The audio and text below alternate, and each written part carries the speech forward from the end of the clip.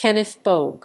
Kenneth Boag, 6 September 1914 – 10 July 1984, was an Australian cricketer.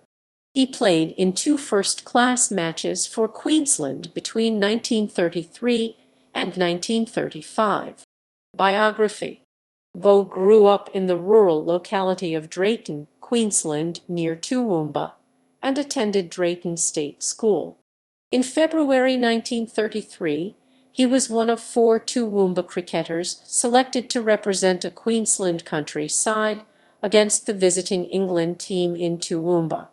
The same month he was also appointed captain of the Toowoomba Grammar School first Roman 11 and achieved renown for scoring 2 centuries on the same day, the first scored in a game representing the grammar school side, and the second scored after travelling to represent the past Grammars side in a Cup Grade Premiership final.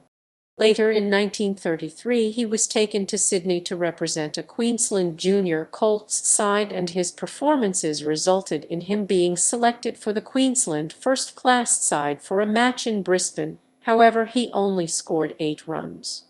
In 1934 Boag participated in a Queensland country cricket trial for interstate selection and was reported to be a near certainty to remain in the junior interstate side, and in December 1934/January 1935 he played his second and final first-class game for Queensland, although in September 1935 he was noted as being on the periphery of reselection for Queensland. By 1937 Boag had moved to Newcastle, and it was suggested he may potentially represent New South Wales in first-class cricket. By 1941 Boag was living in Cairns, and he enlisted in the army due to the war as he was unmarried.